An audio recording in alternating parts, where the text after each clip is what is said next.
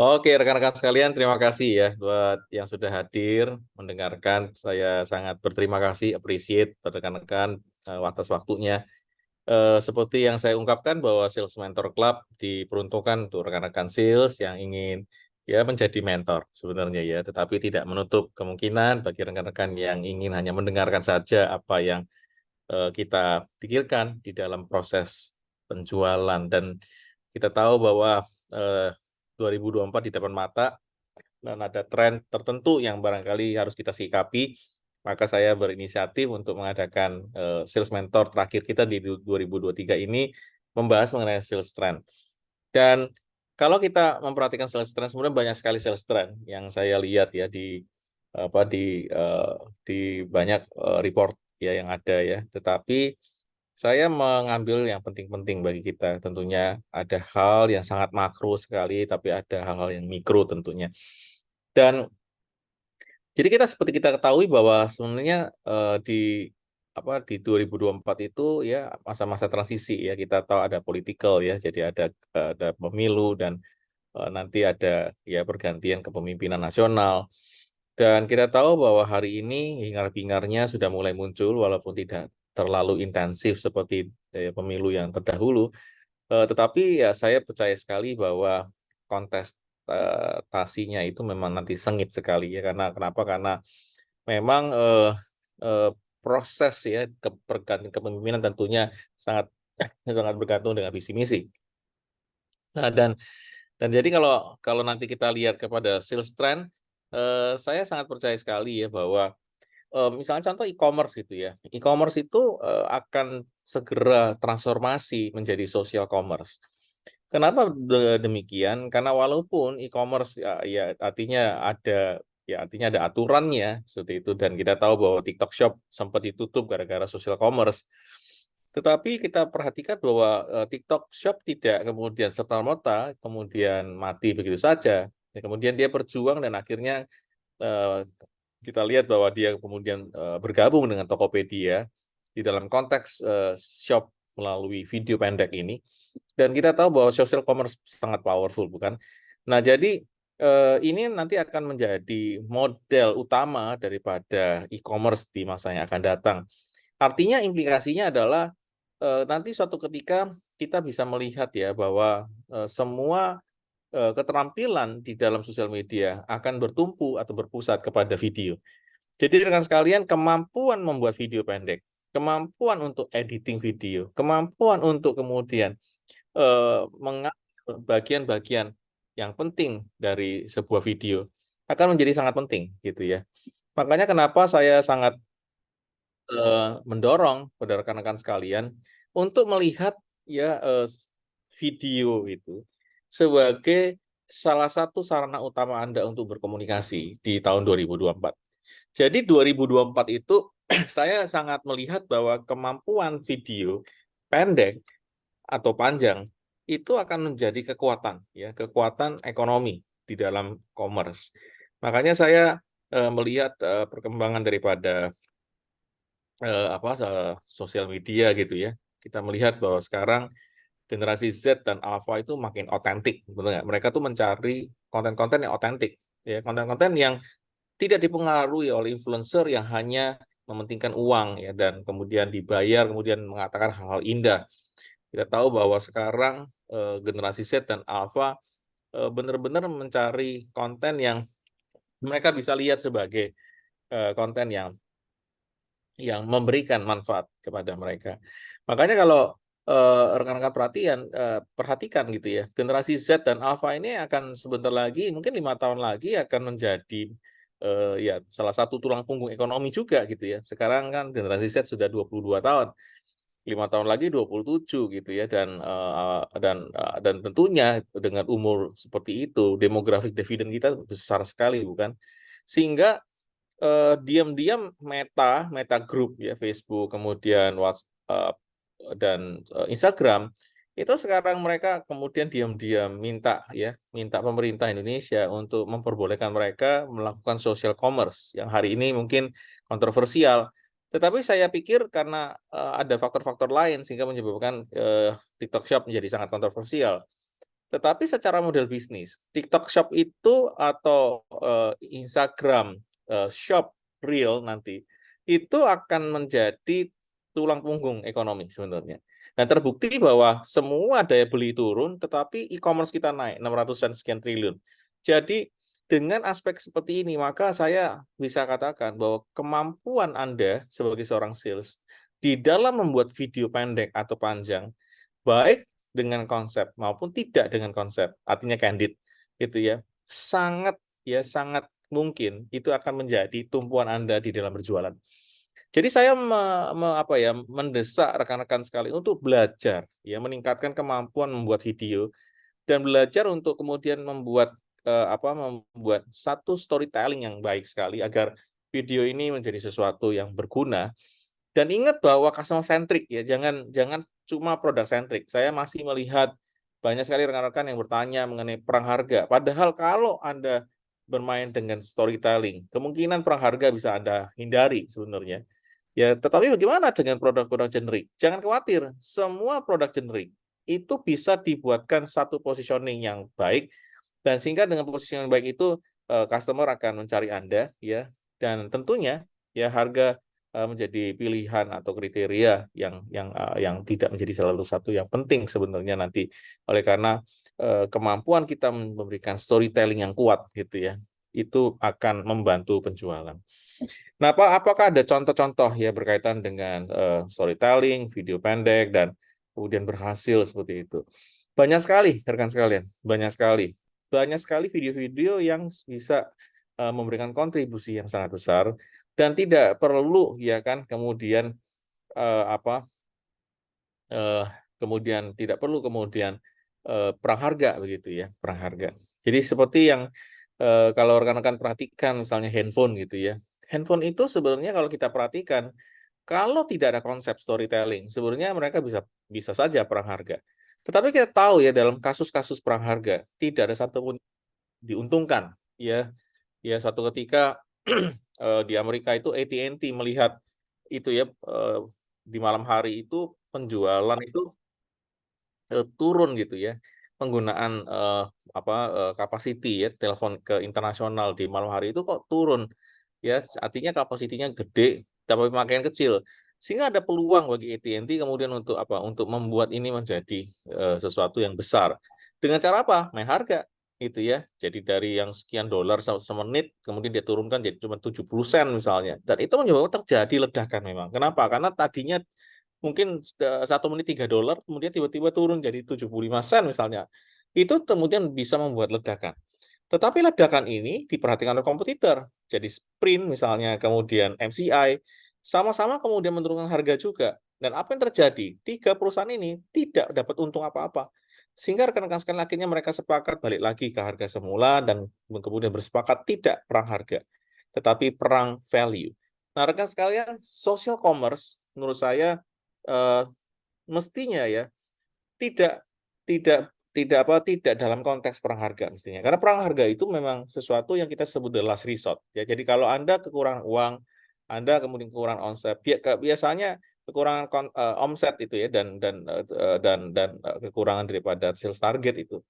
Itu biasanya kita main perang harga. Dan perang harga itu sangat sangat ini ya, sangat penting ya kalau kita memang dalam kondisi krisis. Tetapi kondisi krisis itu sebenarnya eh, eh, tidak perlu terus disikapi dengan perang harga, tetapi justru bermain-main dengan positioning yang kuat, gitu ya. Nah, ini yang kita bisa lihat adalah misalnya Zara, ya. Zara itu adalah fast fashion, ya, dan kita tahu bahwa Zara punya pricing itu sekelas Mango, ya, sekelas Mango, sekelas teman-teman kita di Sogo misalnya, gitu ya. Tetapi rekan sekalian, kita lihat Zara itu jarang sekali kemudian main-main dengan harganya gitu ya. Dia tetap aja harganya sekitar itu 700, 800 sampai 2 juta, 3 juta gitu ya. Jadi dia di situ aja arenanya. Tidak berusaha untuk kemudian main-main diskon. Walaupun kalau Anda ke tokonya ada sektor tertentu di dalam bagian toko itu adalah barang-barang diskon. Tetapi dia tidak announce, ya, tidak umumkan ada diskon, dia tidak ngomong. Nah, ini artinya apa? Artinya bahwa walaupun tetap ada konsep diskon di toko Zara, tetapi Zara tidak kemudian mengklaim diskon ini dan kemudian menyebarluaskan bahwa dia ada barang-barang diskon. Karena diskon itu erosi. Diskon itu bisa membuat brand equity Anda itu tererosi. Maka social commerce menurut saya mungkin bisa saja terjadi perang harga karena ada beberapa rekan merchant kita yang krisis keuangan. Tetapi menurut saya tidak akan lama dan semuanya nanti akan beralih ke storytelling sehingga main dengan harga premium, harga yang pantas gitu ya. Dan itu akan membuka peluang. Itu bagi social commerce untuk berkembang. Dan kalau kita perhatikan tren yang kedua itu adalah personalized AI. Nah, saya ingin memperkenalkan kepada rekan-rekan sekalian bahwa nanti ChatGPT 5 dan 6 ini itu akan dibekali dengan satu artificial intelligence baru namanya artificial general intelligence. Ya, jadi bagian Anda yang ingin mendalami Anda bisa ketik di ChatGPT atau Anda bisa chat di Google Bard gitu ya. Dan bertanya kepada mereka mengenai apa itu artificial general intelligence. Tetapi singkat cerita, tahun ya artinya tahun 2033, artinya 10 tahun dari sekarang, humanoid ya atau manusia robot dengan intelligence yang menyerupai manusia bahkan lebih superior di dalam tenaga, superior di dalam pemikiran, superior di dalam analisa, superior di dalam knowledge, itu akan muncul. Jadi rekan sekalian, inilah yang kemudian rumornya membuat Sam Altman itu dipecat dari OpenAI. Oleh karena apa? Karena dia diam-diam membentuk satu tim dan mengembangkan yang disebut dengan Artificial General Intelligence ini. Jadi bayangkan ya, suatu ketika 10 tahun lagi, itu ada satu jenis robot manusia yang kepintarannya, wisdomnya, insight-nya, analisanya itu lebih daripada manusia. Jadi kebayang rekan sekalian ya, kita nanti tahun 2024 akan muncul ChatGPT 5. Dan mungkin sebentar lagi setelah itu akan muncul ChatGPT 6 yang mungkin merupakan cikal bakal daripada Artificial General Intelligence atau cikal bakal daripada manusia robot. Jadi ini nanti ke depan kemampuan-kemampuan AI itu akan menggantikan beberapa aspek pekerjaan daripada rekan sales. Satu misalnya ya mencari prospek di arena digital misalnya. Nah, itu sebentar lagi akan ditinggalkan oleh manusia dan beralih kepada artificial intelligence gitu ya. Dan kalau kita memperhatikan jenis-jenis pekerjaan yang muncul hari ini, saya lihat bahwa banyak prediksi yang mengatakan bahwa kegiatan-kegiatan tertentu yang sifatnya repetitif itu akan digantikan segera. Tetapi mungkin tidak sooner ya, tidak juga later gitu ya. Karena kenapa? Karena ini tinggal kecepatan daripada teman-teman AI di dalam kemudian mengcompile LLM-nya gitu ya. Jadi large library-nya ini. Jadi large library machine atau LLM ini akan menjadi menjadi tumpuan di masa depan dengan interaksi-interaksi yang makin intensif ya kompleksitas yang makin dimengerti oleh neural atau artificial neural network yang ada di dalam AI. Sehingga kalau saya boleh memprediksi sales trend ke depan 2024 orang tidak akan lagi ya mencari data di Google. Sementara ini Google mungkin masih masa-masa transisi, tapi pelan-pelan orang akan tahu bahwa Google itu hanya raw data. Sedangkan AI atau OpenAI atau ChatGPT atau apapun itu adalah satu generasi search engine yang bersifat intelligence. Artinya dia tidak hanya memberikan data, tetapi dia menganalisa data itu untuk kita. Nah, sekarang mungkin ada concern masalah privacy, kemudian masalah datanya mungkin salah, ya tidak tepat dan segala macam. Of course, itu adalah satu konsekuensi daripada teknologi baru yang baru muncul. Tetapi lama-lama pinter juga, makin lama makin pinter, sehingga saya membayangkan mungkin 3 tahun, 5 tahun lagi gitu ya, ChatGPT, OpenAI, Bard, itu akan benar-benar perfect ya di dalam memberikan jawaban ya tanpa ada kekhawatiran itu adalah hoax atau kemudian false ya data palsu gitu ya kecuali ada rekan-rekan yang kemudian dengan jahatnya kemudian memasukkan data-data ya sehingga membuat AI belajar tentang data itu dan data itu ternyata fake misalnya. Sehingga rekan sekalian ini adalah adalah hal yang mungkin barangkali akan Anda ketemui ya awal-awal ini di tahun depan ini di mana semua analisa, semua kegiatan, bahkan AI sekarang sudah ada kemampuan untuk membuat skenario planning. di mana kita bisa membuat plan A, plan B, plan C misalnya. Dan dengan data-data yang sangat akurat ya dan tentunya dengan prompt yang tepat.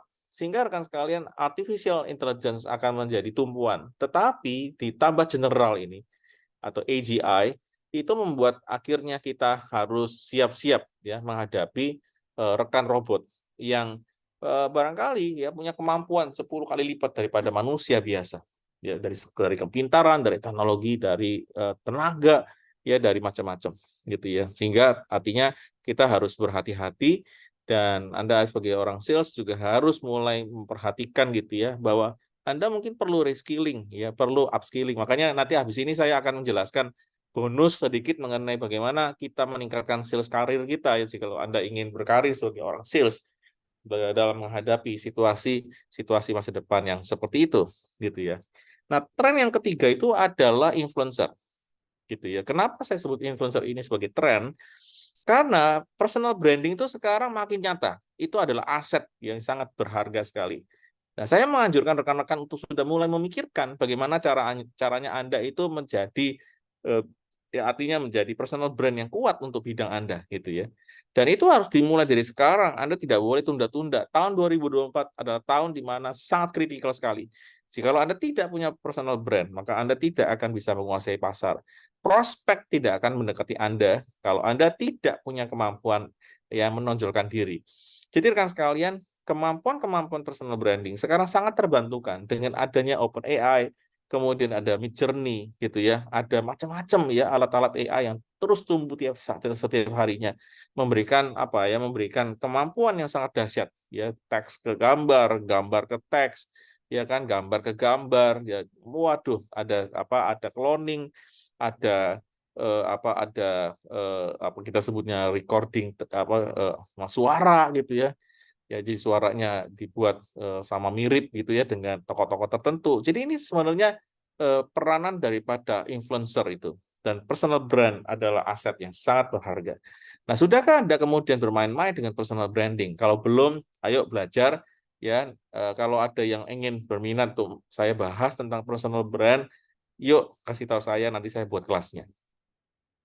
Tetapi kalau Anda ingat Sales Mentor Club yang kemarin ketika saya mengundang Ibu Aan, dia membayangkan dan dia menggambarkan gitu ya, betapa sebenarnya menggunakan LinkedIn itu Anda bisa punya personal brand yang cukup kuat.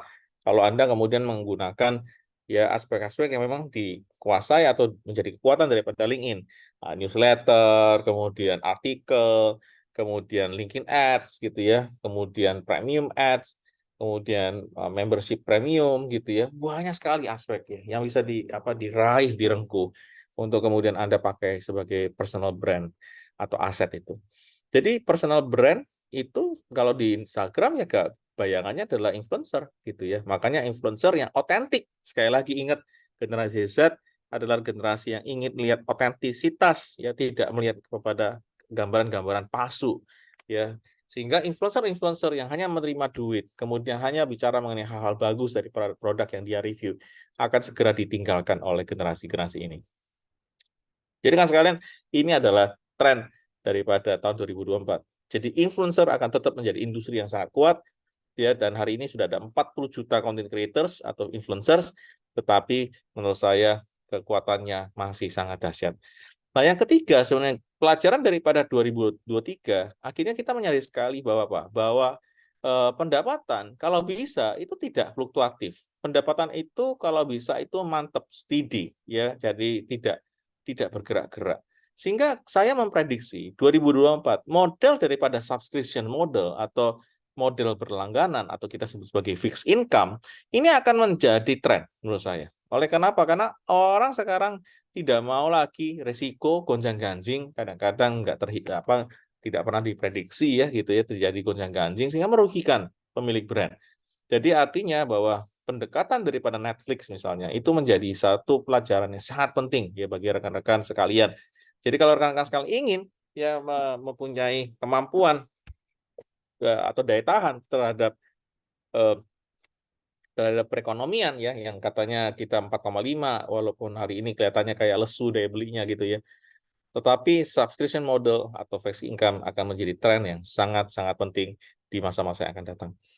Jadi rekan sekalian, pikirkan hari ini modal-modal bisnis yang bisa memberikan Anda penghasilan yang tetap sebenarnya itu ya, karena untuk menghadapi turbulensi ya, ketidakteraturan dan ketidakselarasan ya terhadap kondisi pasar yang berubah-berubah. Kita mana tahu tiba-tiba terjadi perang Israel dan Palestina misalnya, kita nggak tahu, tidak tahu persis ya kenapa tiba-tiba bisa muncul seperti itu, mendadak sekali bukan, dan akhirnya mempengaruhi semua dunia ya. Dan kita tahu bahwa yang kena langsung dampak adalah ya rekan-rekan yang dianggap pro sana pro sini, dan itu akhirnya menyebabkan terjadinya kelesuan.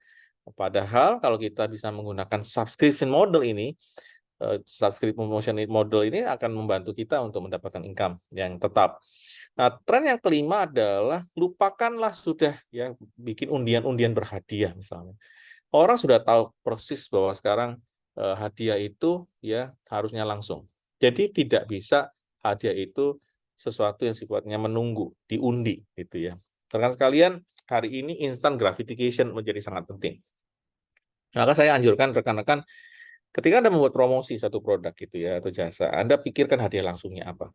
Dan ini sesuatu yang sangat penting. Kenapa? Karena hari ini orang tidak sabar untuk menunggu untuk mendapatkan sesuatu, gitu ya. Karena ingat ya konsep daripada net present value. Ya, uang sekarang lebih penting daripada uang masa depan. Karena uang masa depan belum tentu dapat dan ada risikonya untuk hilang. Sedangkan uang yang sekarang masuk walaupun kecil tetapi itu cash flow. Sekalian. Jadi direct gift akan menjadi sesuatu yang sangat penting di dalam pembuatan promosi. Kalau Anda ingin membuat promosi, jangan lupa untuk memikirkan direct gift-nya. Jadi orang-orang generasi Z, ya ZY, Alpha tidak mau menunggu lama. Mereka ingin segera nikmati, mengkonsumsi kebahagiaan itu dengan segera. Nah, tentunya yang keenam, seperti yang tadi saya katakan di social commerce, ya, video shopping atau live streaming akan menjadi sangat powerful kembali. Walaupun pada saat ini post pandemic menyebabkan semua penggunaan Zoom menurun gitu ya, dan Google Meet semua turun lah. Artinya mereka sudah face to face ketemu dengan orang. Tetapi hari ini Anda perhatikan bahwa COVID-19 bertumbuh lagi, gitu ya, di Singapura bisa jadi sekian ratus ribu gitu ya, di Malaysia juga gitu ya, kemudian di Indonesia juga kita berhadapan dengan situasi yang tidak menentu. Maka saya membayangkan nanti tahun depan sudah pasti gitu ya, video shopping ini terintegrasi nanti dengan e-commerce gitu ya, itu akan sangat tren dan sangat penting bagi soko guru perekonomian. Nah, jadi dengan demikian, rekan-rekan sekalian, skill apa yang Anda harus miliki, gitu kan? Nah, ini sesuatu yang mungkin kita perlu pertanyakan juga, gitu ya, kepada rekan sekalian. Nah, silakan ya bagi rekan-rekan yang ingin bertanya, gitu ya, Anda boleh bertanya, Anda bisa ketik, kalau Anda tidak bisa buka mic, Anda bisa ketik, chat saja, tetapi kalau ada yang ingin, silakan raise hand, nanti kita kemudian memberikan kesempatan kepada rekan-rekan untuk berbicara. Sekali lagi, ini tren banyak banget. Saya percaya rekan-rekan sekalian bisa melihat tren di mana-mana. Tetapi bagi saya melihatnya satu, lihat dari pergantian model dari e-commerce ke social commerce. Kemudian peranan AI menjadi sangat penting ya ketika trust itu terbentuk dari rekomendasinya AI. Bayangkan kemudian kalau ada orang ingin membeli sebuah berlian, dia tanya dulu kepada ChatGPT, berlian merek itu tuh sebenarnya bagus nggak sih gitu? Apa perbandingan dengan berlian yang lain? Langsung dikasih tahu. Terus kemudian tanya lagi, kamu mau rekomendasi apa ke saya? Apa kata Google Bot? Apa kata daripada OpenAI? Apa kata daripada ChatGPT? Saya nggak tahu. Jadi rekan sekalian, kalau Anda ingin mendapatkan ya kan rekomendasi daripada ChatGPT, maka kehadiran digital Anda, digital presence ya, Anda tidak boleh luntur.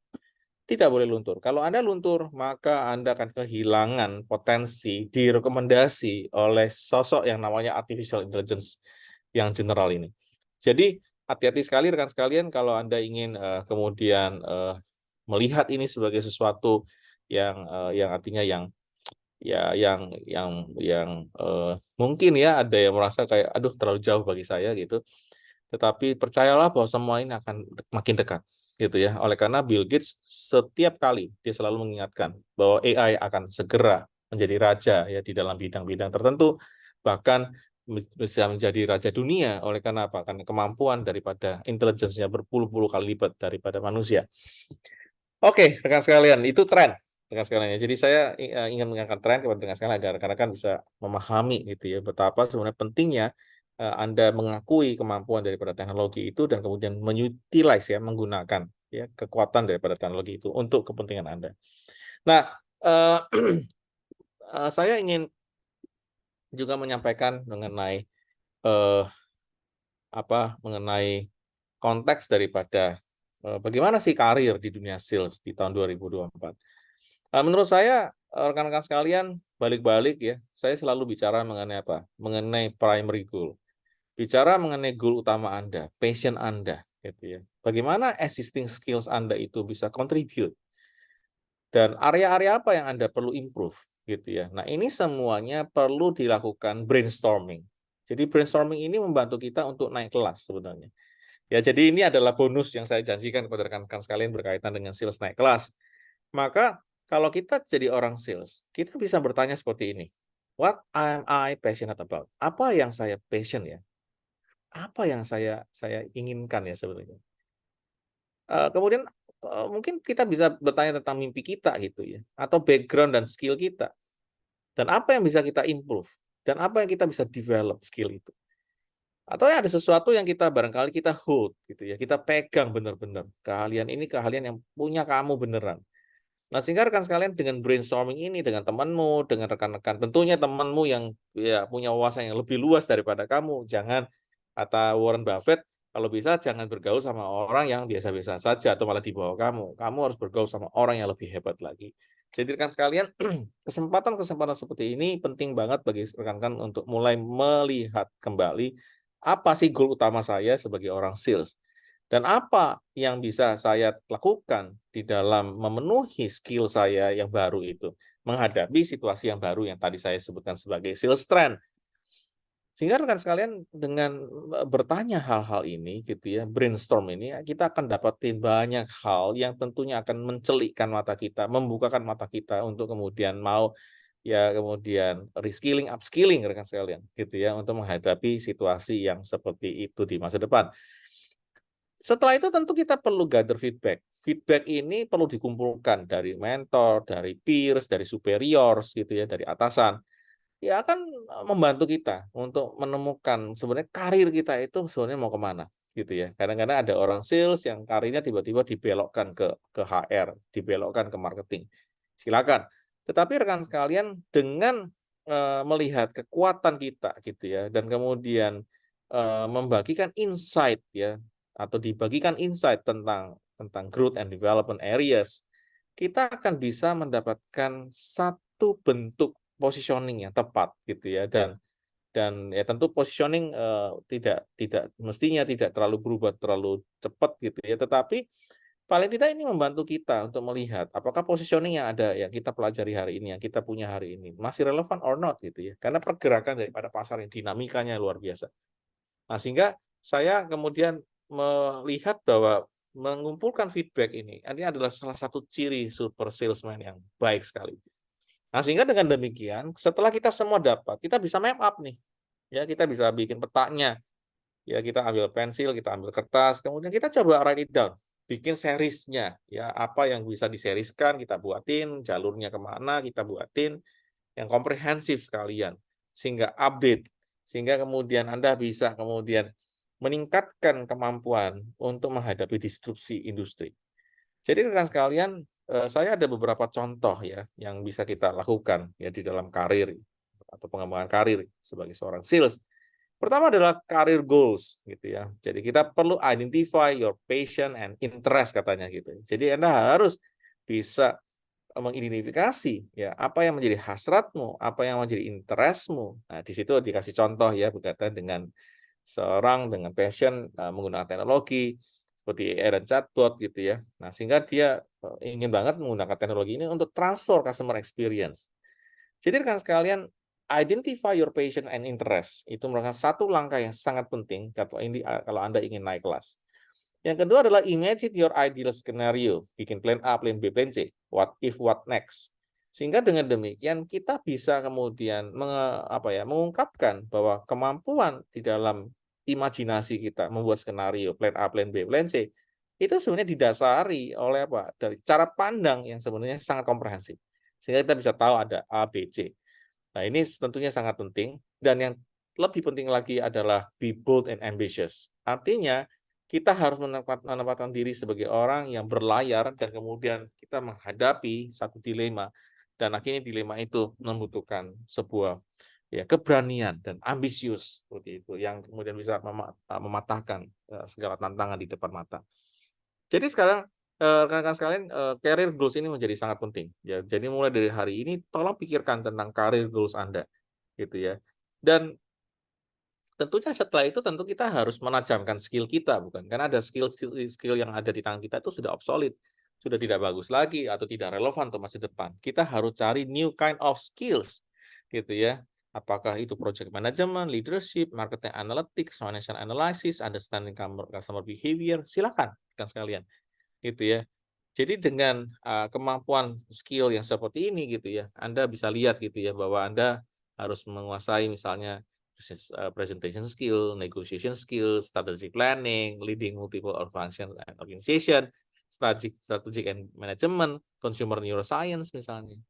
Jadi skill baru ya atau reskilling itu menjadi sangat penting di era-era seperti ini. Oleh karena itu rekan sekalian pikirkan ya baik-baik apa yang Anda ingin kembangkan. Nah, ini adalah slide saya yang terakhir ya, slide saya yang terakhir karena setelah ini kita boleh tanya jawab gitu ya. Saya akan selesaikan ini, kemudian saya akan matikan rekaman dan kita bisa bertanya jawab. Tetapi rekan sekalian lihat, ketika Anda membuat satu career goal yang tepat gitu ya, tidak bisa dijalankan juga percuma. Maka Anda harus membuat development plan agar kita bisa menjalankan cita-cita itu dengan sebaik-baiknya. Jadi dengan menggunakan kalender seperti ini, rekan sekalian bisa kemudian ya memotivasi diri Anda untuk segera beranjak, segera naik kelas, gitu ya, untuk kemudian menjadi seorang sales eksekutif yang sangat brilliant, sangat baik sekali, disukai dan dicintai oleh customer Anda, sehingga Anda bisa menjadi orang yang lebih hebat. Dan yang terakhir adalah mengetahui tentang potential barriers dan kemudian solution-nya seperti apa. Dengan menggunakan template seperti ini, kita bisa kemudian membayangkan masalah dan bagaimana kita pecahkan masalah. Jadi sebelum masalah itu muncul, kita sudah membayangkan dan kita pecahkan. Jadi kan sekalian ini adalah sesuatu yang sangat penting. Masalah cost misalnya atau masalah